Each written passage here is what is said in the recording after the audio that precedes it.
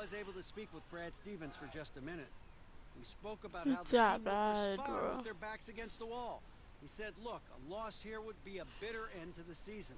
But we're on our home floor, we're hungry, and we're convinced we'll be traveling back to their spot after tonight's game is over. Hey, Your and one. confident guy, Kevin, back to you. Thank you, David. He's taking over the game. Their Hey. lead's going to get even bigger if he keeps this up. For Cleveland, they have had 2 chances at the line already, making them both. Aaron Baines, he's checked in for Daniel Tice. Tough. A free throw off from Drew. And here comes Hayward, leading the fast break. 34 seconds left in the first quarter of the game. And up the court come the Celtics on the break. Smart misses. I don't care how wide open he is. He shouldn't be settling for a three-point attempt. Here's Drew. The Cavaliers again can't hit. Here's Irving. And he finishes nicely on the layup. Irving's got 5. Love how strong Irving finishes. Awesome at fighting through the defense and sinking these shots. Got a hand on it. It'll count. And the last second attempt doesn't fall. We come back right after this.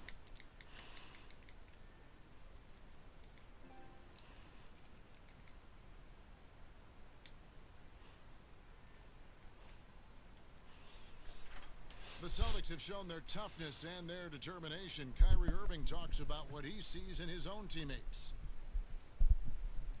What's going to separate us is how close we are, and when we're in the trenches together, I'm looking to my left and to my right and knowing that these guys have my back. They certainly do.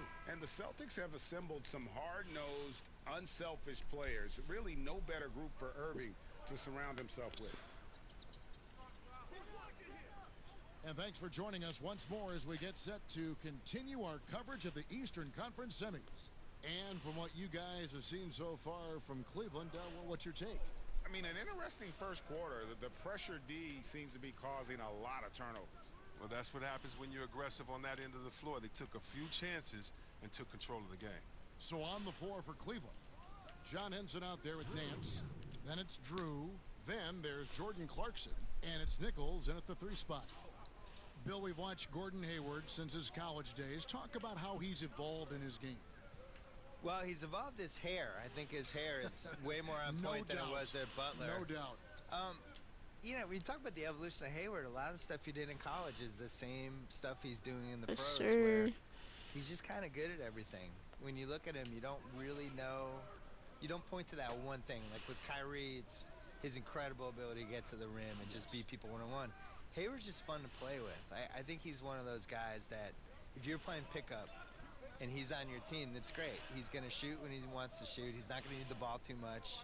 He just kind of fits into everything around him. And you talk about this loaded Celtics team. That's like the perfect wing to have in this team. That he could take 8 shots in a game and be totally happy. Great perspective. And that one's good, Irving. Those defenders just look a little bit gassed. I mean, they're getting pushed around on that low block. Nance passes to Drew. No good on the triple. No doubt it's been a bit of a struggle for him here in this quarter in terms of scoring. It's tipped. Big boy blocks. This one for 3. Hey, The that's Cavaliers off. again can't hit. But on God, I swear Smart is a freaking playmaker. And that one's good, Irving. And you just hate to give up those second chance points. It can be discouraging, frustrating, but you only have yourself to blame. Box out. And for those of you just joining us, we're almost 2.5 minutes into the second quarter. They haven't God, been man, able to I'm gonna just get stop scoring tonight, shooting. But still, here they are in the lead.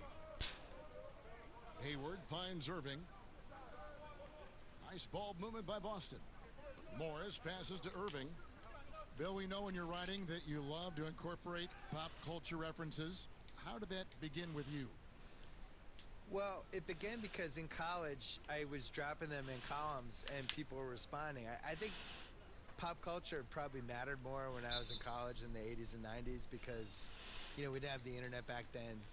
people, it was harder to connect with people you didn't know. Basically, you had sports and pop culture and politics.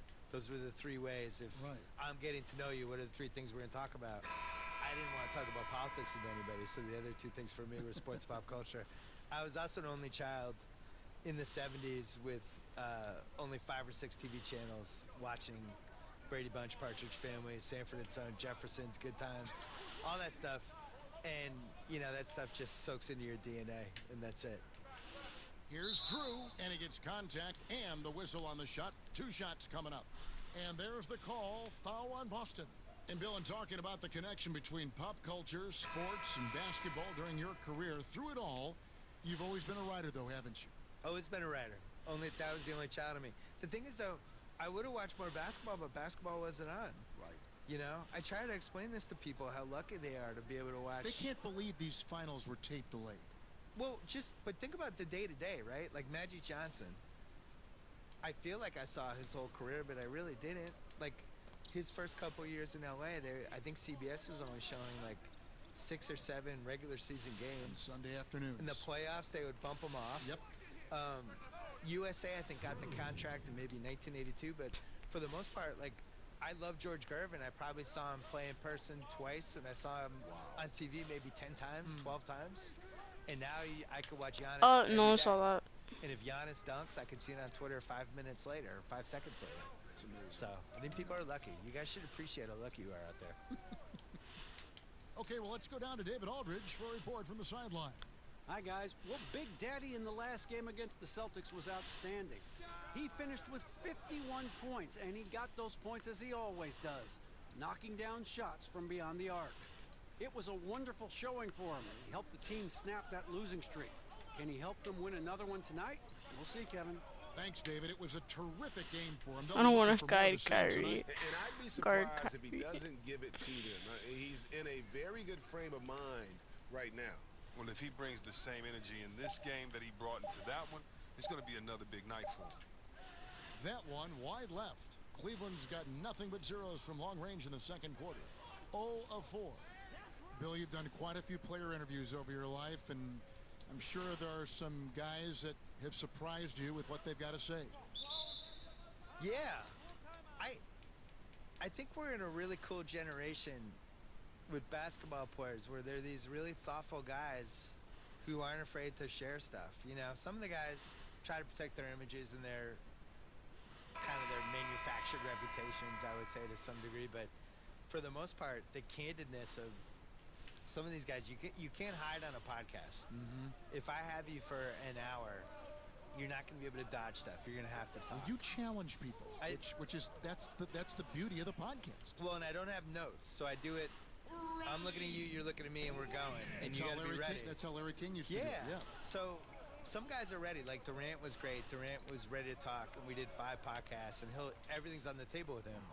But my favorites are, somebody like Kyrie came in, really smart, kind of sort of ready to go, but not totally, but then got into it, and those are usually the best ones. Kevin Love's checked in for Chris. Here's Irving. 9 points in the game so far. Inside. Great pass to set up the lay-in. Irving's got the lead up to 1 now for Boston. I want to get back to what we were chatting about, Bill, with how today's NBA players are so media ready, whether it be interviews or social media. Your take is really interesting. I think in general, all these guys, the guys now are so used to talking to people and being in front of people, and they're not surprised by questions, and they know how to handle themselves. They know how to not get in trouble, and they're comfortable. Plus, Maybe they've kind of grown up with you, though, too. You know what? You've been relevant for many years. Well, they've grown up with your stuff. To be honest, a lot of them just know me as the white guy on NBA Countdown. They might not have read me, but they remember like that year I was with Jalen Rose, But what's weird is I think you'd be surprised. Well, you know this too. When you're on TV, the credibility you get from being on TV, I wasn't prepared for within the NBA. Oh, really? I think that's true. Yeah, I think it's like, oh, he's on TV, he's okay. And maybe they don't agree with you all the time, but you've passed some imaginary checkpoint with those guys. Well, you may think that TV was your validation. This is going to be your validation. Oh, 100%. 2K. This is 100%. it. I'm stamping you right now. This is better than winning a Pulitzer Prize. Hey, Bill, thanks for coming by. Fantastic stuff as usual. We really appreciate your time. Appreciate being on. Go Celtics. You can't root on these, Bill. I'm absolutely rooting. That's my team. And Greg, how much fun is it to have Bill with us? Such a prominent voice in sports journalism and never afraid to speak his mind. You know, oftentimes when you gain popularity, you become a little more conservative, a little more reserved, but not Bill. And that's why he's maintained such a tremendous following. Whitehead. His three-pointers off the mark. And I like what they've been doing down low in the post.